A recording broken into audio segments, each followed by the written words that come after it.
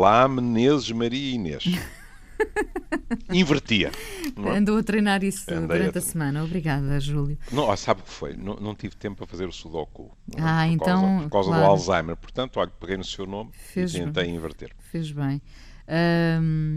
Por acaso recebi agora mesmo uma informação Diga.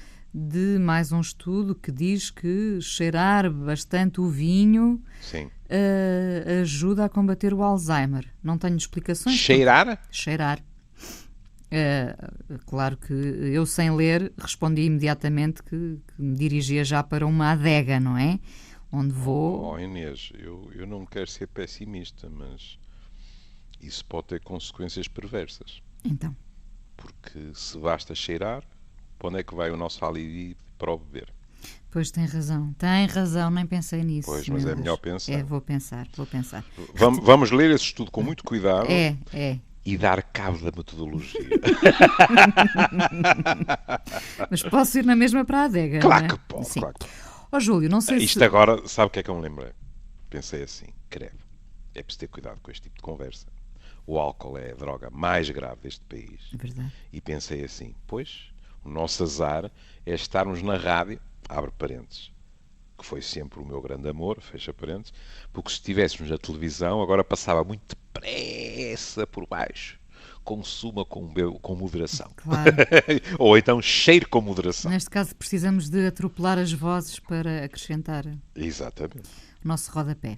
Ora bom, vamos lá então. Não sei se aproveitou o facto de Jodie Foster Foi. visitar Portugal. Foi exatamente isso. Muito bem. A atriz e realizadora Jodie Foster esteve em Portugal. E porque me disseram que a exposição mais a mais era bonita. Exposição da mulher de Jodie Exatamente. Foster, em Cascais. A propósito da vinda dela a Portugal, o Júlio escolheu uma afirmação / pensamento, análise muito interessante, não é? Que até nos podia levar àquela canção do António Variações do Estar Bem. Como é que é? Só estou bem onde não estou, não é? Exatamente. Quer ler? Leio. A combinação interessante. Ela diz, é uma combinação interessante. Ter um grande medo de estar sozinho e ter uma necessidade desesperada de solidão. Essa coisa sempre foi um cabo de guerra para mim. Antes de mais nada, é melhor vermos a questão do cabo de guerra. Isto é de um site brasileiro. E cabo de guerra... É uma faca de 2 gumes? Isto vem do jogo da corda, em que uns puxam para um lado e outros puxam para o outro.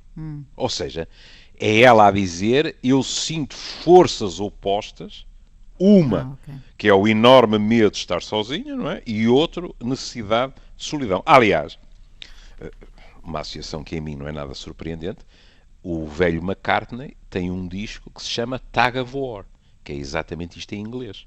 O jogo da corda, uns para um lado. E imagine que eu, sempre incapaz de resistir à minha curiosidade, agora, a parte machista em mim ia acrescentar tipicamente feminina, mas eu segurei-me a tempo, fui ver mais um bocadinho e descobri que há 4.000 anos já os egípcios jogavam isto. E coisa que eu não fazia ideia nenhuma, isto chegou a ser um desporto olímpico.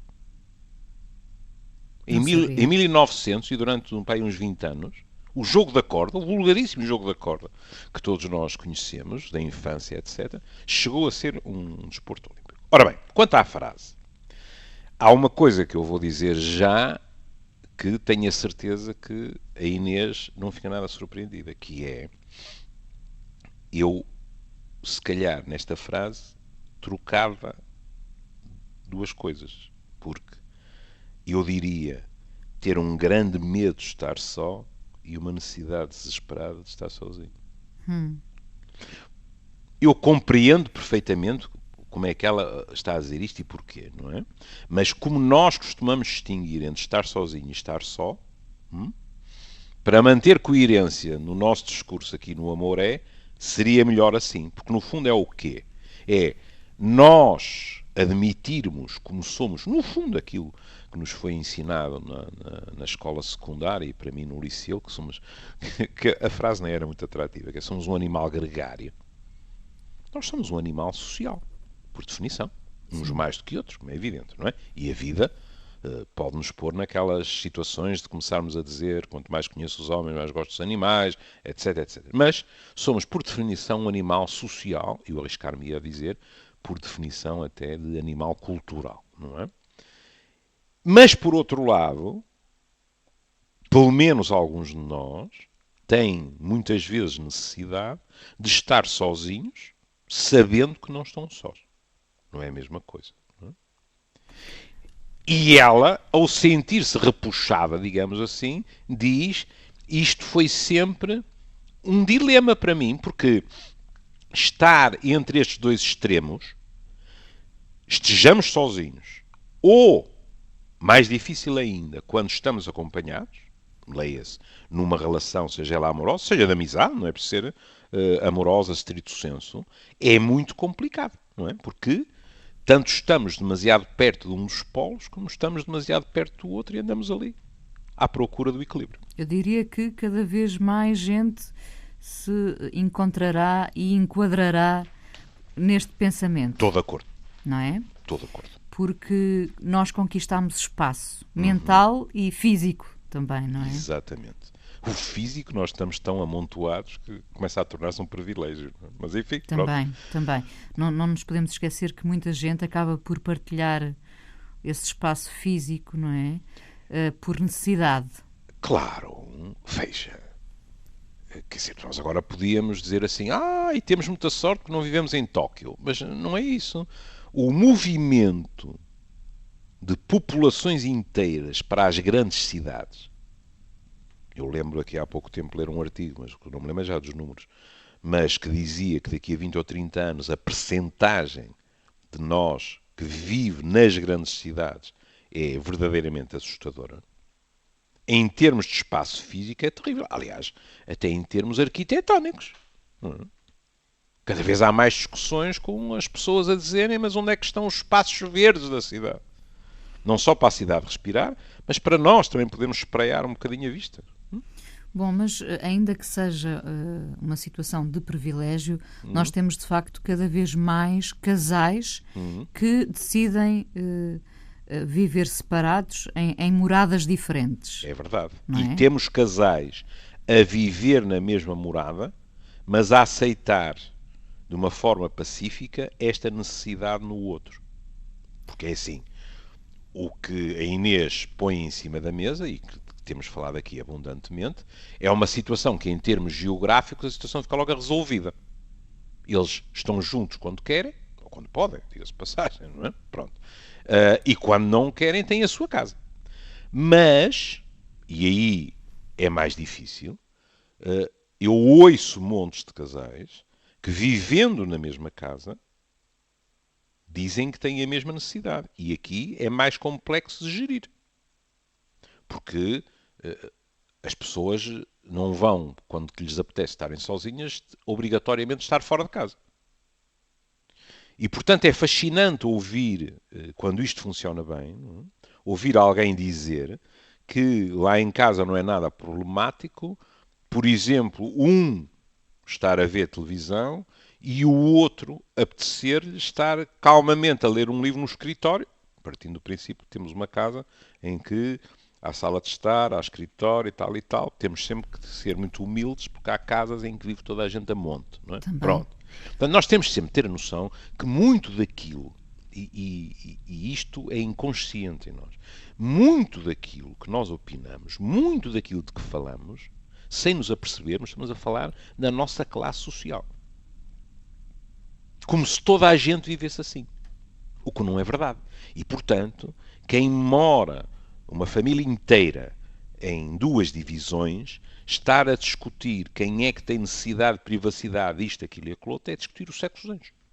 Bom, porque numa família inteira também não acredito que o casal decida viver em casas separadas, não é? Claro, é verdade. Bom, mas muitas vezes, quando não vamos pensar na família grande, numerosa, enfim, o que quiserem, mas vamos pensar ainda no casal, só no casal. Sim. Muitas vezes o que acontece, vivendo ambos em casas diferentes, é que há a tendência, à medida que a relação se desenrola, para um começar a ficar na casa do outro, mais Aham. vezes, não é? E Uhum. depois ouve-se muitas vezes metade do casal dizer assim: para que é que eu tenho aquela casa, não é? É verdade. É, não é? É. E acaba por haver uma espécie de cedência Sim, sim, e as sim, pessoas sim. acabam por viver juntas. Sim. Porque acharam que era um desperdício, porque afinal nem usavam a casa. Muitas vezes estamos a falar de empréstimos ao banco, Nem coisas mais. sérias, não é? Ah, pois estamos. Nos últimos anos, por exemplo, situações que eram perfeitamente equilibradas tornaram-se luxo.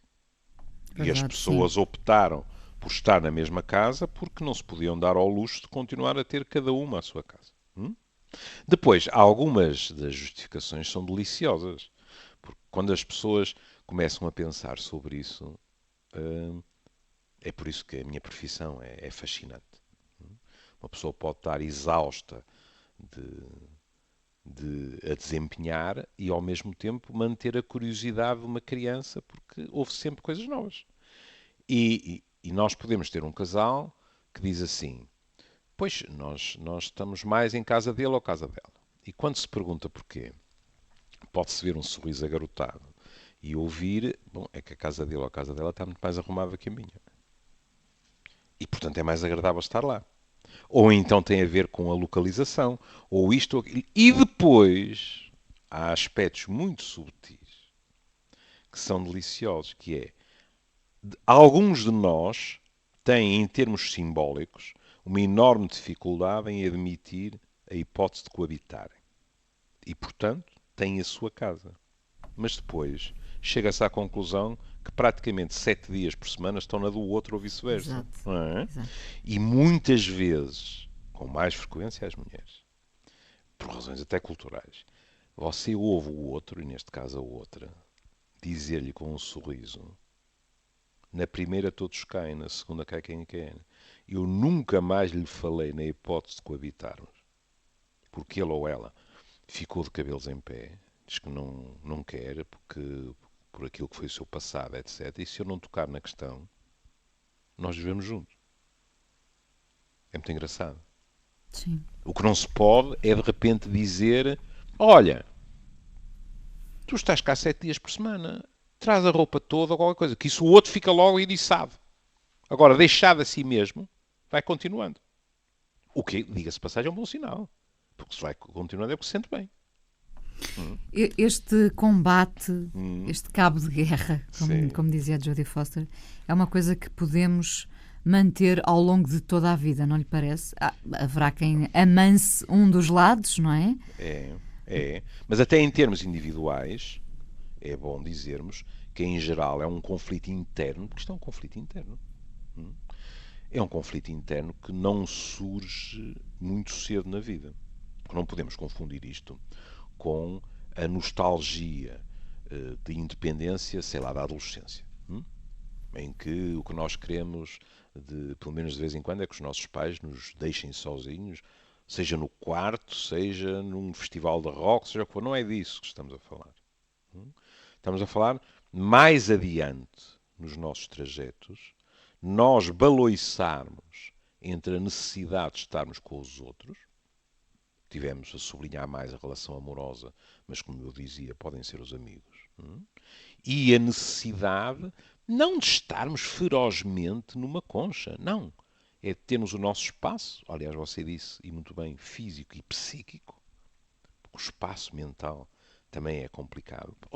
Porque é que há tantas pessoas que me vêm dizer assim: epá, nós somos não sei quantos lá em casa e eu sinto-me só. E, no entanto estão a cotovelar-se. Isso tem a ver com o espaço psíquico. Não é? E o contrário é mesmo, que Com o é, acompanhamento ou falta dele. No exatamente, fundo falamos de cuidar, não é? é. Você pode estar sozinho em sua casa e se alguém lhe perguntar: sentes-te só? A Inês abre os olhos e diz: eu? Absolutamente nada. Claro. Não é?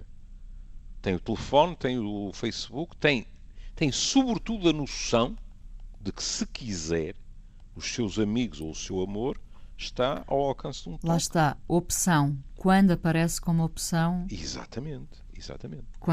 quando aparece como condição. Depois, esta questão da solidão, eh, eu até hesitei em trazer este texto porque pensei, quer dizer, há limites para aquilo que nós podemos roubar aos outros e, sobretudo, com períodos curtos. Mas não resisti, porque é uma coincidência. Um grande amigo meu, que também é um amigo seu, pronto, não tenho o direito de meter o grande pelo meio, a Inês saberá, e ele escrevia-me outro dia, entre voos, aliás, o mail começa exatamente assim. Escrevia a mim e aos outros, não é? Isto é público, está no Facebook. E então ele dizia que entre voos, e o maroto passa a vida nos aviões, e não é o Manelzinho, que também passa a vida nos aviões, mas então de que é que ele falava? Ele entra nos 40, entrou nos 40. E tinha tropeçado, e aqui lá vem a minha dúvida, não é? Porque isto realmente é exploração desexplorada. Tinha tropeçado num texto, imagino de quem? Do Pedro Mexia. Ah, E eu disse, o Pedro Mexia outra vez, mas o homem vai-me dar um tiro ou qualquer coisa, mas não resisti. Porque então o que é que ele foi buscar? Ele tropeçou num texto do Pedro Mexia do Expresso, há 4 anos, e descobriu que a diferença de idades entre eles é de 3 anos. E, portanto, foi ler um texto do Pedro Mexia sobre a entrada nos 40. E pronto, eu não vou ler o texto todo, mas parte do texto tem a ver com a questão de estar sozinho. Pronto, veja isto. O texto é muito bonito, pronto, mas acho que é melhor centrarmos neste aspecto. Pessimista e misantropo, é verdade que vou ficando sozinho. Mas aos 40 anos não compreendo esse medo de ficar sozinho que me inquietava ainda aos 33. Veja como nós podemos mudar ao longo da vida. Ficamos sozinhos quando somos exigentes. Ficamos sozinhos quando não mentimos.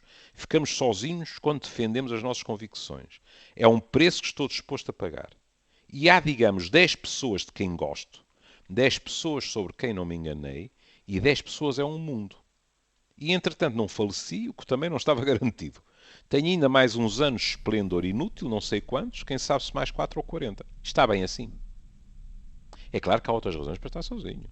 Estas são magníficas razões. É a coerência dele que o empurra, e eu arriscar-me a dizer, e a muitos de nós, de vez em quando, para uma determinada solidão. a coerência. Acho que sim. Numa sociedade em que se dá o dito por não dito cada vez com maior facilidade. Mas enfim, pronto.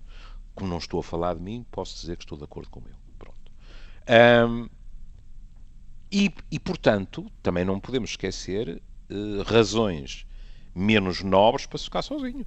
Podemos ser deixados, podemos estar feitos num 8, etc. Não é?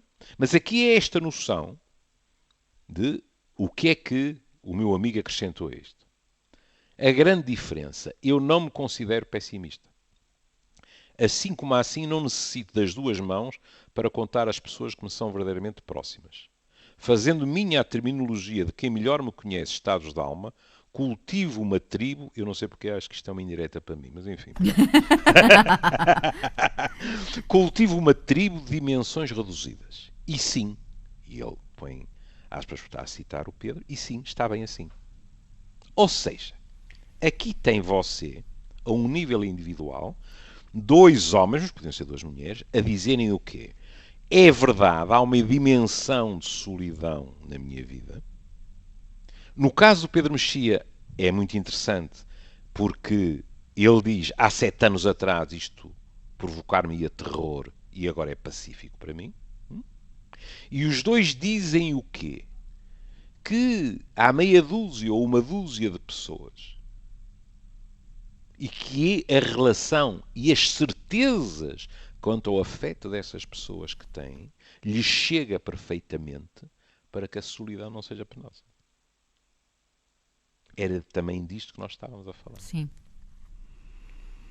Tudo pode mudar um bocadinho quando somos pais, não é? Porque nós podemos optar por uma determinada solidão, mesmo quando temos filhos. Verdade? Podemos, mas isso aí é muito complicado. Porque nós não escolhemos os nossos pais. Em contrapartida, temos direito a que eles sejam nossos pais. Mas não é no papel. é no cotidiano. E se nós temos a responsabilidade de ser pais, de vez em quando, e estou-me a lembrar nomeadamente, até por experiência própria, estou-me a lembrar nomeadamente quando os pais estão separados, de vez em quando pode acontecer, e não traduz menos amor pelos nossos filhos, mas pode acontecer que nós estejamos numas horas ou nuns dias em que o que nos apetece é enfiar a cabeça num poço. Não digo dentro d'água, mas dentro de um poço e não sair lá durante 4 ou 5 dias. Acontece que, por exemplo, isso pode coincidir com o nosso fim de semana com os nossos filhos. E aí tem que haver hierarquias, Inês. Pois tem, claro. Pois tem. E, portanto, as pessoas de vez em quando aparecem culpabilizadas, dizendo eu no fim de semana passado, por isto, por aquilo, coisas de trabalho, coisas de amor, eu não estava nada em boa forma, eu provavelmente não dei um bom fim de semana aos meus filhos, ou isto, ou aquilo, ou aquilo outro. Não é? E eu respondo sempre, não fique com tantas certezas, porque isso são os seus medos a serem projetados para a cabeça dos seus filhos. Se eles o sentiram ou a sentiram próximos, mesmo que você não tenha estado tão engraçado como o Groucho Marx, isso não é o fundamental. Eles sentiram-no ou sentiram na próxima, e isso para as crianças, como aliás, de certo modo falaremos esta semana, em termos do desenvolvimento afetivo delas, nomeadamente quando são muito pequenas, é o mais importante. E, portanto, sob certos aspectos, há certas dimensões de liberdade, acho que não devemos ter receio de dizer isto, que o nascimento de um filho vem coartar. Não totalmente, de modo algum, mas vem coartar. Porque nós temos responsabilidades para com aquela criança, e mesmo quando não são crianças, diga-se passagem, mas temos responsabilidades e, portanto, de vez em quando, entre o que nos apetece, e pode nos apetecer estar sozinhos, por exemplo, não esqueçamos o oposto. Às vezes estamos sozinhos, a morrer de saudades e a apetecer-nos estar com os nossos filhos. Também. Mas o Júlio disse bem, quer dizer, é muitas vezes assim que acabamos por chegar a um divórcio, porque os filhos, sem querer, vieram interromper a boa rotina que tínhamos, questão, não é? Isso é outra questão. Quer dizer, e mais uma vez, e aqui é que eu tenho a certeza que vou escandalizar alguns dos nossos ouvintes, que é assim, e mais uma vez é apressado decretar que aquela separação traduziu a ausência de amor, digamos até familiar. Mas há casais que funcionam muito bem em dueto e com as crianças, que ocupam muito espaço, e agora vou retomar a sua feliz expressão, físico e psíquico. As crianças ocupam muito espaço e às vezes é imprevisível como é que cada um de nós reage à partilha desse espaço e à partilha de outras questões mais complicadas, como por exemplo os afetos. Porque nem toda a gente está disponível para ceder.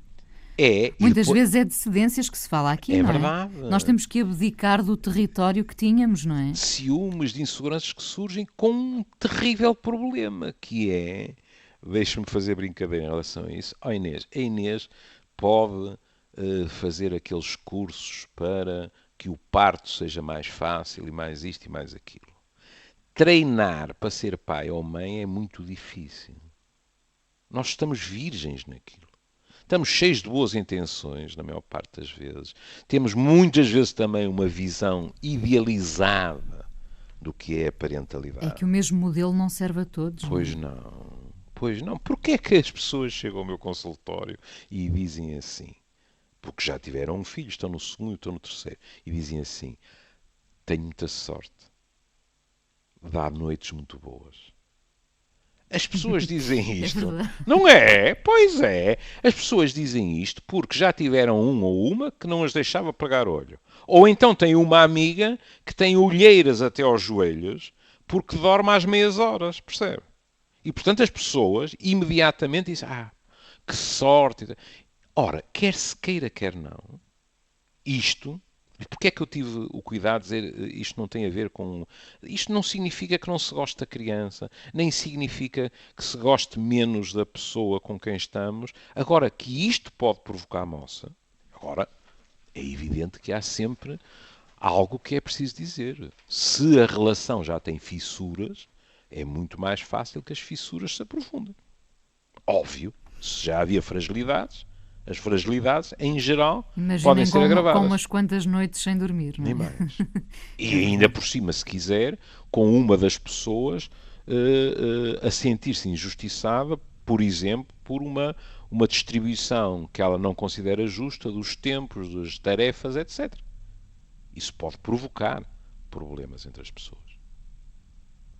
O que acaba por ser muito, quase, bom, quase antinatura, um casal separar-se pouco tempo depois de ter sido pai, não é? É verdade. Mas acontece muitas vezes e Acontece. acontece mais vezes hoje em dia quando as mulheres se sentem mais autónomas, não é? Bom, mas em termos gerais, com crianças ou sem crianças, a maior autonomia das mulheres tornou mais fácil a separação. Oh Inês, eu ainda sou do tempo em que uma mulher pensava em separar-se e tinha que pensar assim, vou viver de quê? Não é? Por exemplo, o mercado de trabalho provocou alterações extraordinárias em equilíbrios conjugais. A autonomia financeira. As pessoas podem dizer assim, e não devia falar primeiro da autonomia afetiva? Claro que falo, quer dizer, uma mulher ou um homem, de repente chegar à conclusão que quer sair desta relação, é muito importante. Mas eu estou a falar de questões em termos sociológicos. As mulheres, na sua esmagadora maioria, até há relativamente pouco tempo, não se limitavam, e sabe Deus que isso já não é fácil, não se limitavam a deparar-se com a decisão, continuo nesta relação ou não. E, nomeadamente, na esmagadora maioria dos casos, neste casamento ou não. Se chegavam à conclusão, eu quero sair deste casamento, e atenção para pôr a coisa até a preto e branco, sem ser sair para os braços de ninguém. Sair por estarem completamente desiludidas com aquela relação. Depois tinham que perguntar, e vou viver de quê? Faço o quê? Isto é muito complicado. E, portanto, é evidente que a autonomia, a todos os níveis, maior que as mulheres têm hoje, incluindo a financeira, tornou mais execuível a separação. Já agora, que feedback vai tendo destas experiências de casais que decidem viver em moradas diferentes? Não só por motivos fiscais. Como compreende, na maior parte... Diversas, não é? Imagino. Sim, mas na maior parte das vezes eu tenho as más. Por isso é que recorrem a si. Claro, não é? Portanto, Claro. é assim. Se me pergunta na minha vida privada, eu digo-lhe, conheço variadíssimos casais que vivem assim e estão muito satisfeitos. Como eu digo sempre aqui, e como a Inês também está farta de saber, este viver separados é um viver separados que contempla determinadas situações. Por exemplo, uma doença de alguém, etc. E depois, nessas alturas, a outra pessoa acorre imediatamente porque é uma situação mais complicada. Como, por exemplo, vamos para cenários mais alegres, nas férias não andam em quartos separados por hotéis. Podiam ir, não Não é? tinha pensado nessa. Claro. Pois, não é? Uma pessoa pode dizer assim, atenção, eu prezo tanto a minha... Olha, quando eu tinha cerca de 30 anos, fui ter com meus pais a Fuengirola, no sul de Espanha, e meu pai tinha entabulado conversa, para variar, sobre a Segunda Guerra Mundial, que era uma das paixões dele, com um alemão. Está a ver o Pitel, um tipo que tinha estado na guerra. O meu pai sabia tudo, porque tinha lido sobre a guerra. Mas aquele não, aquele tinha estado lá. Não é? E então eram grandes conversas à beira da piscina.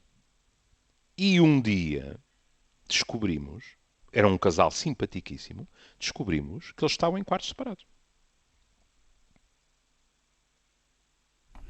E isso foi motivo de conversa. Já não sei quem é que pôs em cima da mesa. O meu pai seria incapaz, a minha mãe ainda menos. Portanto, acho que eles provavelmente surpreenderam alguma surpresa na face de um dos meus pais. E explicaram que também na Alemanha viviam em quartos separados, tinham mais que dinheiro para isso, e portanto, quando vinham para férias, cada um deles tinha o seu quarto e faziam a mesma vida que faziam na Alemanha. Pronto, acabou. Pronto. Mas não estou a falar disso. Grande parte dessas pessoas que têm cada um a sua casa, nas férias não praticam o mesmo tipo de situação. Mas, aí é bom não esquecer uma coisa, é que são poucos de nós aqueles que fazem 12 meses de férias por ano. Portanto, as férias têm esse mecanismo ansiolítico, que é a pessoa está muito bem nas férias e não lhe passa pela cabeça a angustiar-se em termos do seu espaço vital, porque sabe que daí a 15 dias ou 3 semanas volta ao estatuto anterior. Por outro lado, também pode haver uma sensação de quase asfixia, não é? De pensar, então este devia ser o meu tempo ideal para descanso e agora tenho que estar sistematicamente com esta pessoa. Pode, não pode? Pode. Aliás, nem vamos reduzir isso a quem vive em casas não, separadas. Viagens, não é? Como já as férias, muitas vezes, são testes complicados para as relações das pessoas. Aliás, uma coisa lhe garanto. Nessas situações em que as pessoas vivem separadas ou que são meramente ainda namorados e tal, quando a pessoa volta de férias e diz uma frase tão simples como passaram tão depressa, isto em termos da relação é muito bom sinal. Porque não foi um suplício, não é? Claro, em contrapartida há outras pessoas, não é, que estão a suar em bica a contar os últimos dias. E a propósito dessa coisa, das dificuldades, eu trouxe-lhe aqui uma coisa de Rilke, nem menos, um homem que também teve uma relação com uma mulher famosa, o Lu Salomé, que teve uma relação com ele, uma relação com Nietzsche, que fascinou Freud, enfim. Aquilo que se poderia chamar uma mulher de armas, uma mulher fascinante. Um dia podemos falar dela. E isto é um poema de Rilke que se chama, precisamente, Solidão, que é muito belo. Reza assim. A solidão é como uma chuva. Ergue-se do mar ao encontro das noites. De planícies distantes e remotas sobe ao céu, que sempre aguarda. E do céu tomba sobre a cidade. Cai como chuva nas horas ambíguas, quando todas as vielas se voltam para amanhã. E agora repare. E quando os corpos, que nada encontraram, desiludidos e tristes, se separam. E quando aqueles que se odeiam têm de dormir juntos na mesma cama. Então a solidão vai com os rios. Vê estes 4 versos. E quando os corpos que nada encontraram, desiludidos e tristes, se separam. E a seguir. E quando aqueles que se odeiam têm de dormir juntos na mesma cama. É das solidões mais terríveis. E, no entanto, alguém está a respirar ao pé de nós, literalmente colado. Como se aquela cama nunca se aquecesse, não é? Nunca conhecesse outra temperatura. Podemos estar a suar na cama, não é? E, no entanto, há algo de gélido naquela cama ao mesmo tempo. E acha que quando se chega a esse ponto, raramente se dá a volta? Conhecido esse território de um certo... É quase desprezo às vezes, não é? Um desinteresse, não chegarei ao desprezo. Acha que às vezes se consegue retomar o caminho do amor? Olha, fico-lhe grato por ter dito a palavra desinteresse, porque eu histérico como sou, não é? Depois saem-me sempre as grandes palavras e tal. É preciso dizer que há pessoas que conseguem viver neste registro de uma forma, pronto, para não ser demasiado exagerado para o outro lado também, de uma forma quase pacífica. É como se o outro não estivesse na cama. Deitam-se, levantam-se, etc. E pronto, ponto final. O que, para mim, pelo menos, faz-me duvidar da denominação cama de casal. Há 2 pessoas que estão ali deitadas com o mundo entre elas. Ponto final. Mas dizia-me, estas coisas são nem sempre nem nunca.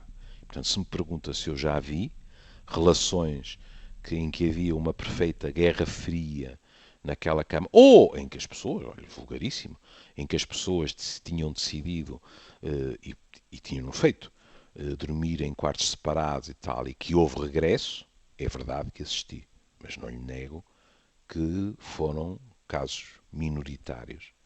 Porque quando as pessoas acabam, ou por sentir isso, não é? Que estão na cama com um estranho, ou que, não estou a falar da mus de uma noite ou duas, hein? Em que quando estamos num T1 nem se vai para o outro quarto, vai-se para o sofá da sala e dorme no sofá da sala porque está furioso com o outro. Não estou a falar disso. Estou a falar de situações estabelecidas em que a pessoa está noutro quarto, quando não, já ouvi casos desses, não é? Depende mais uma vez de tipo de casa em que se vive, quando não num andar diferente, dentro da mesma casa. É muito difícil voltar atrás, porque em geral já houve um desencanto enorme que levou a essa situação. E também, não, portanto, não se batalha muito para a reconquista, não é? Para Ok, encontrar no outro... nem mais, nem mais. Não se tenta estabelecer pontes, não é? Quer dizer, as pontes já arderam atrás de nós e, portanto, não há regresso. E porque isso também, muitas vezes, é sinal de uma grande maturidade, não é? Maturidade em que sentido? No Desculpe, sentido querida, não de nos permitirmos a uma redescoberta, de dar sim, tempo sim. ao tempo e Sim, de... sim. Uma questão que se põe, com muita frequência nessas situações, é e por que não a separação? claro. Se já estamos nesse ponto. Mas aí também as justificações são múltiplas. Às vezes uma questão de comodismo, às vezes questões económicas, às vezes a imagem social e o name it, como dizem os anglo-saxónicos. Bom, no caso de Jodie Foster, que deu o mote para esta conversa de hoje, sabemos que é casada, não é? Não sabemos, eu por acaso não sei se vive na mesma casa. Não faço ideia nenhuma. Nem sei, nem sei se está casada há muito tempo. Não faço Pronto. Ideia. Mas que terá combatido de alguma forma... Sabemos uma coisa. Sabemos que ela veio a Cascais de propósito para ver a exposição da mulher. Pronto. Não é? Também sabemos que gostou de fado e da comida portuguesa. Mas isso, com toda a franqueza, quase todos eles gostam. É verdade, é verdade. Mas que essa necessidade desesperada de solidão, que são palavras dela, terá sido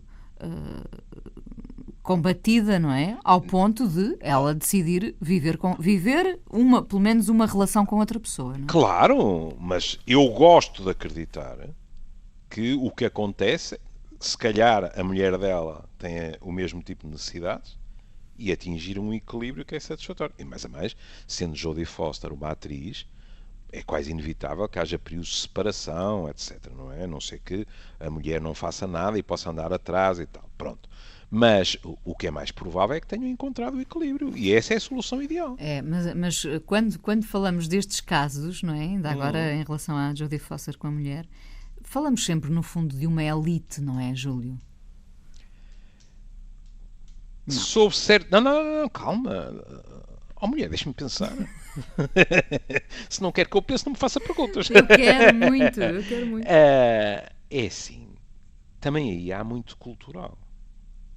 Porque, em princípio, para uma pessoa não se sentir ameaçada pela distância que a outra considera crítica, tem de estar livre de determinados estereótipos.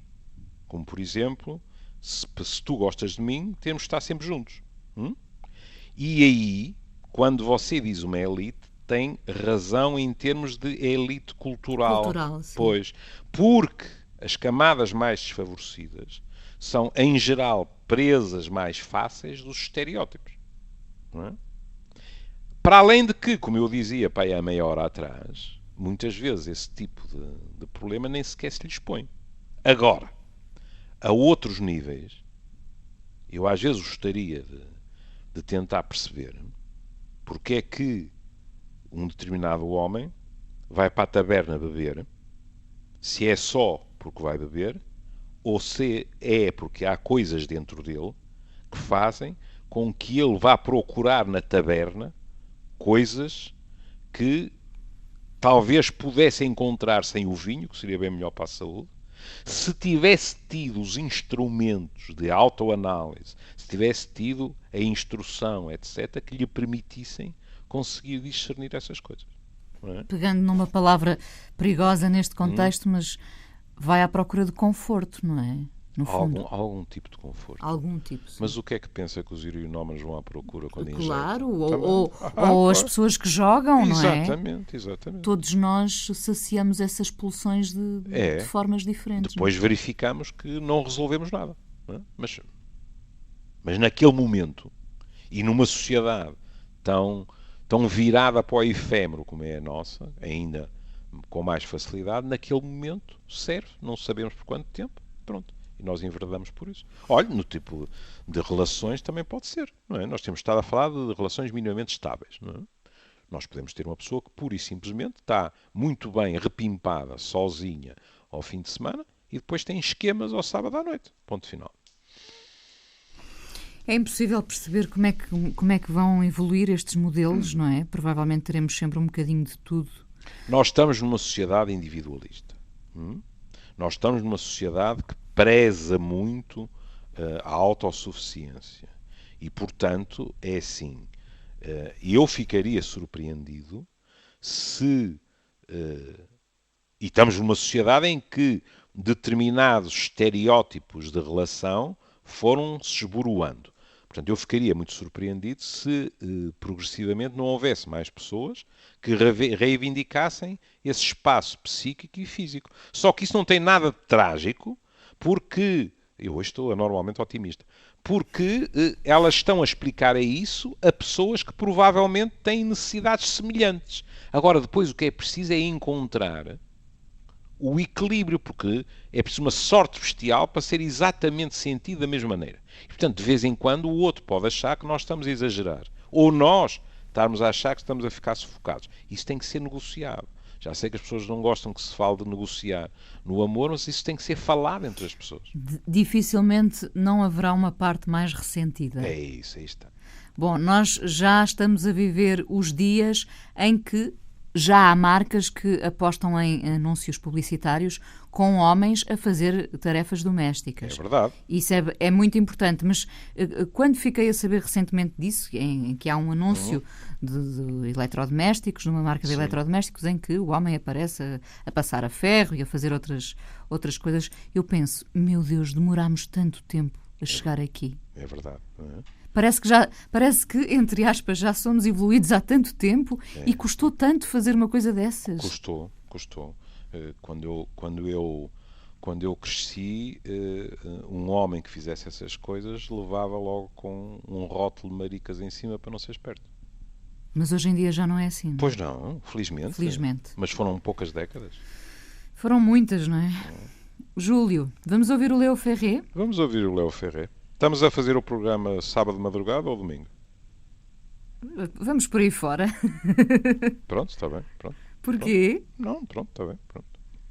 Portanto, não sabemos se estamos a falar no sábado de madrugada, se domingo, não é? Estamos a falar para os 2 dias, não é? Para os 2 dias? Então, se estamos a falar para os 2 dias, lamento dizer-lhe que acho incrível não me ter dado os parabéns. Caramba, não consigo fazer as contas. Toma lá, Inês Maria. Embrolha. É este domingo. É este. Parabéns, Júlio. Obrigado. Raramente tenho a oportunidade de lhe dar os parabéns. Hein? Beijinho. Um beijinho. Tchau.